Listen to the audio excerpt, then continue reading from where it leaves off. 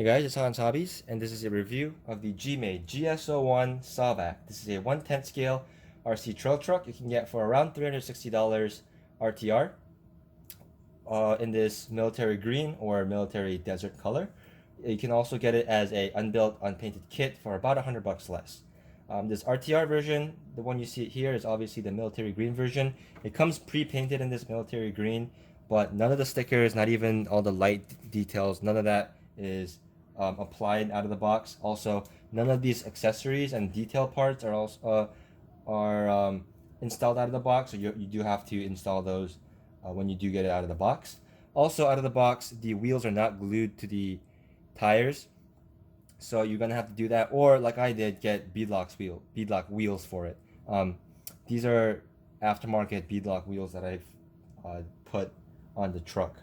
They are 1.9s though. The bumper in the front is metal, which is not what you usually expect with stock bumpers. Stock bumpers usually tend to be plastic, but it's really nice that they included a metal bumper up here. I wish it was green or black or something. I don't like the chrome, but it's not a big deal, I guess. The servo is not included, but it kind of demonstrates that you are able to mount a servo to the stock bumper without any modification. So that's also pretty cool to see.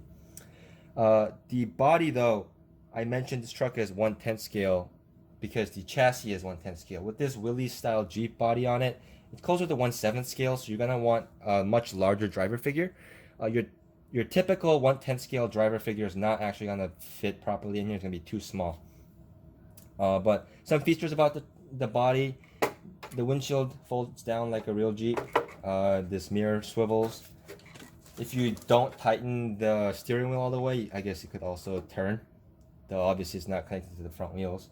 The shifters up here, the seat, and a full depth interior, so that's pretty cool. The seats are hollow in the back, which is kind of cheap looking, but they are black, so it kind of hides it pretty well. And overall, I think the body looks pretty good. If you want it to look more accurate to a real Willys Jeep, you want to cut out the fender here and round it out, because out of the box it comes very square, so to avoid litigation. You also want to paint all the accessories the same color as the body. Same with the wheels, you want to match that to the body color. But other than that, it's a pretty good looking body, and it comes with a large sticker sheet that lets you really customize the look of your truck yourself. The body is kind of thin though, because mine did come cracked out of the box at all body posts, basically. Body post holes, so that is something to look out for. But enough about the body. Taking the body off, you see a pretty old design. This truck came out around 2013, I think. That's why you're seeing this really old design.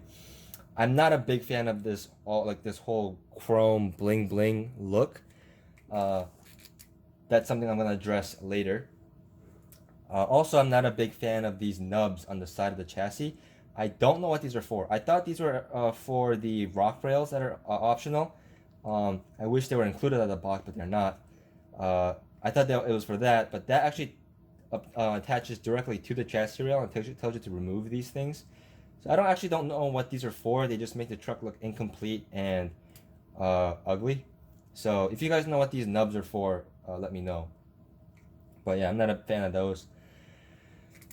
But what I am a fan of is the fact that this is a leaf sprung truck. This is the only leaf sprung truck I have.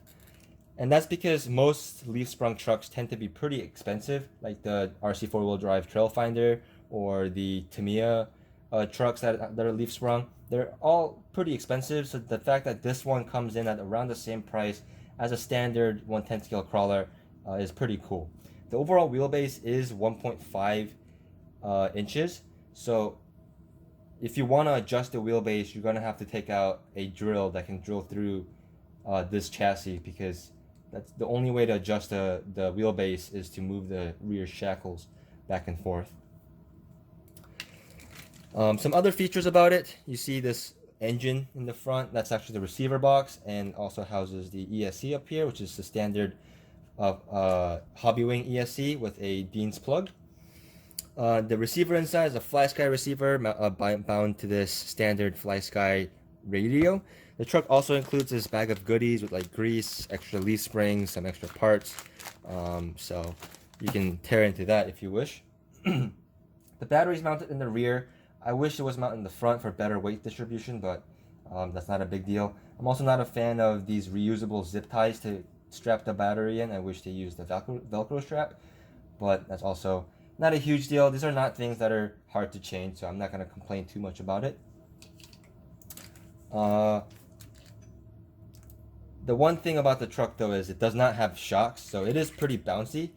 These shocks are aluminum, but they are literally pogo sticks. They don't have any oil or grease in it. It's literally just a spring inside, so I think the reason they set it up this way is so it would act a little more accurately to how a real Willys Jeep would perform. So I think that's why they ended up going with this pogo stick setup, but that's also not hard to change, and kind of the sacrifices you make to get a least sprung truck at this price point.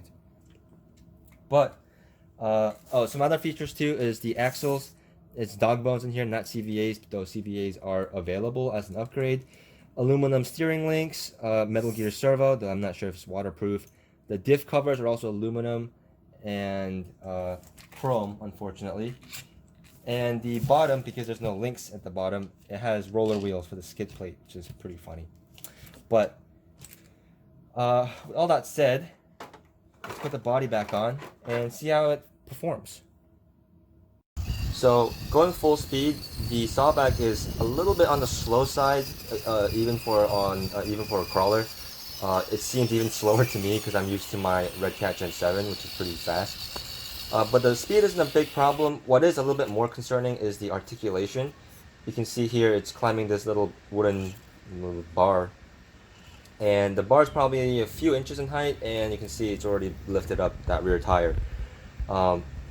It's kind of expected that our leaf spring truck isn't going to articulate great, but it's kind of concerning in terms of a rock crawling scenario. What isn't concerning is how well this thing climbs. This is a pretty steep hill. A lot of my trucks out of the box kind of struggle with this hill, but this truck had no issue, which is good to see. Actually starting to hit the trail, truck very bouncy, as I mentioned before. Those friction shocks really make the truck bounce around a lot. It looks pretty realistic actually to the Willys Jeep, like if you've seen those old videos. So if you're going for that look, I think this suspension setup is perfect. If you want actual more performance out of it, I would recommend you get some oil-filled shocks, either from GMade or from RC 4-wheel drive or someone, and that will definitely eliminate this bounciness. Going on the rock, it does okay. It is able to get through it. You can see it's dragging a lot of those rocks though. The belly is pretty low, and the clearance is pretty low overall, so that is a pretty big issue. So you're gonna want little bigger tires, maybe a different skid plate, something to get rid of that issue. Climbing up the hill though, again, the tires are decent, so it's able to grip pretty well, but it is kind of dragging that belly again. So it is able to get over all the stuff that my 4-link trucks are able to get over so far in this light duty kind of rock crawling, but the trails I think is where this thing is more at home. The problem with that is it's kind of slow, again, like I mentioned. I wish it was a little bit quicker, which would make it a little bit better of a trail truck. But on the trail, light duty stuff, it's able to get over a lot of stuff. I wasn't able to test it really on really hardcore rock crawling scenarios, but in this kind of situation, it got over everything my 4-link trucks got over, so that's pretty good to see. A little bit of an issue there, climbing that little bump on the hill, but pick a little bit different line and I think you're pretty set.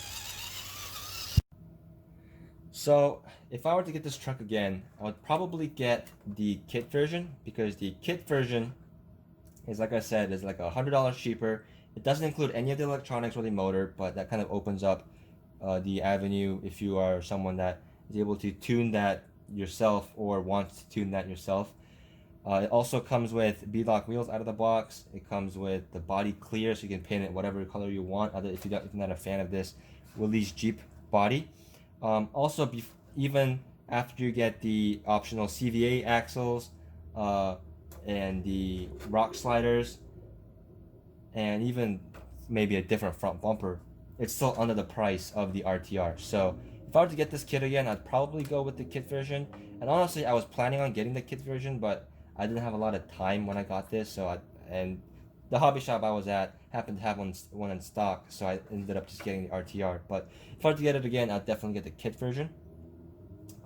If this is your first RC trail truck, then the RTR is fine. I would say still try to go with the kit version if you're not afraid of building your own kit. But if you don't want to do that and just want to have something that's basically assembled mechanically out of the box, then RTR is not a bad option. The other thing is, if you're not a fan of this Willys Jeep body and you want to put a different body on it, that's going to be kind of difficult because the wheelbase is kind of short. It's at 11.5 inches, I believe. So a lot of standard 12.3-inch wheelbase bodies won't fit on it and out of the box. You're going to have to do some modification to the truck, and it's not as easy to adjust the wheelbase on a leaf sprung truck just because of its design. So that is a limitation that you're going to have to consider if you want this truck but not the body. But other than those little comments, overall it performed great, especially with the leaf spring design. I thought I was going to limit it a lot, but it really got over everything my 4-link trucks get over, and didn't have any durability issues. It ran perfectly.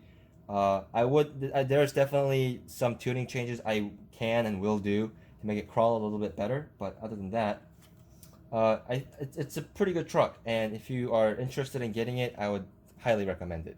So if you guys found this video informative or entertaining, please give me a like, comment down below, subscribe, all the good YouTube shenanigans, and I'll see you guys next time.